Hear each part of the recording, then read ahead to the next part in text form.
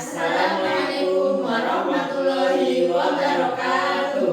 Kami dari kelompok 5A dari kelas Farmasi 3A akan membawakan mengenai informasi digoxin secara penggunaan, indikasi, efek samping, dan hal lain. Sebelum itu, izinkan kami untuk memperkenalkan diri kami terlebih dahulu. Saya Zubira Hartono dengan NIM C2021050026. Saya Listiwati dengan NIM C2021050027.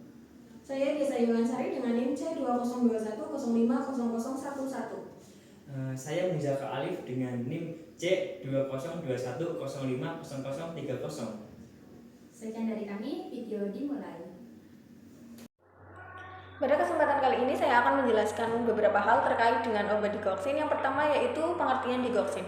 Digoxin adalah obat yang digunakan untuk menangani dan mengobati gagal jantung dan aritmia tertentu serta aborsi. Digoxin termasuk ke dalam kelas obat golongan glikosida jantung.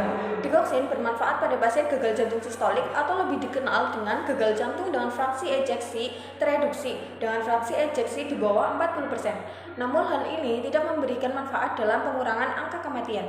Digoxin digunakan untuk mengontrol laju vibrasi atrium atau flutter atrium ketika terapi konvensional belum mencapai pada sasaran detak jantung. Digoxin tidak boleh diberikan pada kasus praeksitasi yang disebabkan oleh jalur aksesori, karena digoxin menginduksi blokade AV dan dapat memicu tachyarrhythmia ventricle. Pada kesempatan kali ini saya akan menjelaskan dosis, cara pakai digoxin, dan mekanis kerjanya.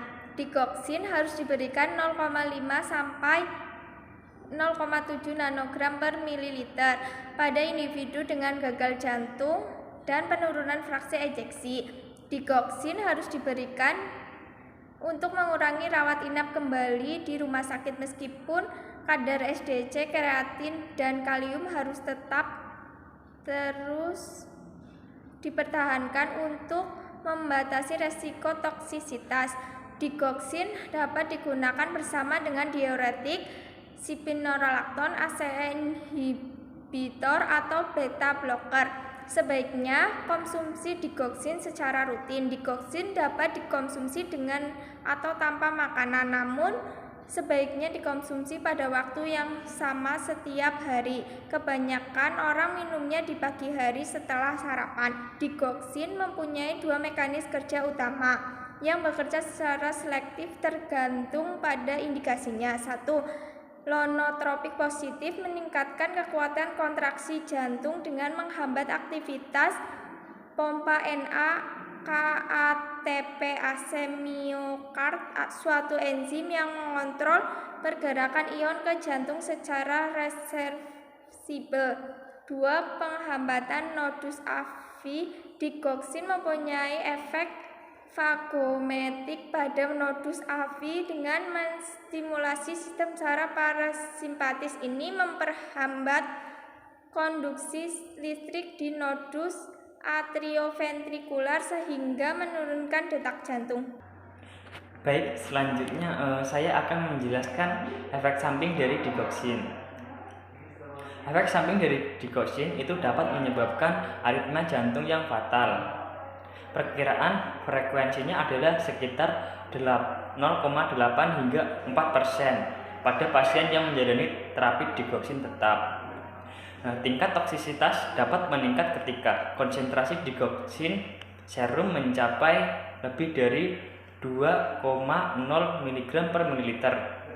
Namun, toksisitas juga dapat terjadi pada tingkat yang lebih rendah, terutama pada faktor resiko lain seperti berat badan rendah, kemudian usia lanjut, penurunan fungsi ginjal, dan hipokalemia.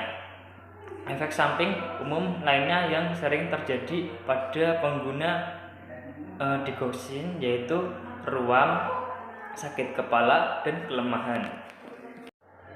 Yang terakhir harus diperhatikan adalah dalam penggunaan digoxin yaitu ada dengan kontraindikasi terhadap infark miokard akut, hipersensitivitas terhadap obat digoxin, fibrilasi ventrikel, miokarditis, hipomagnesemia, hipokalemia, dan sindrom Wolff-Parkinson-White.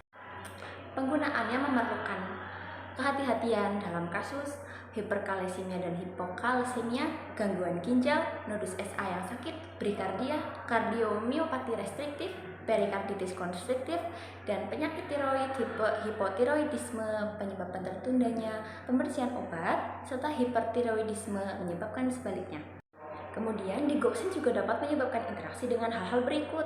Yang pertama adalah anti jamur azol yang dapat mengganggu dalam pengangkutan digoxin melalui P-glikoprotein dan manusia. Antibiotik makrolioda menghambat P-glikoprotein sehingga meningkatkan penyerapan obat di usus. Rifampicin, dronedarone, lingkaran diuretik, quinidin, dan produk kalsium intravenous. Itulah video tentang digoxin dari kelompok kami. Sekiranya ada kesalahan, kami ucapkan mohon maaf sebesar-besarnya. Assalamualaikum warahmatullahi wabarakatuh.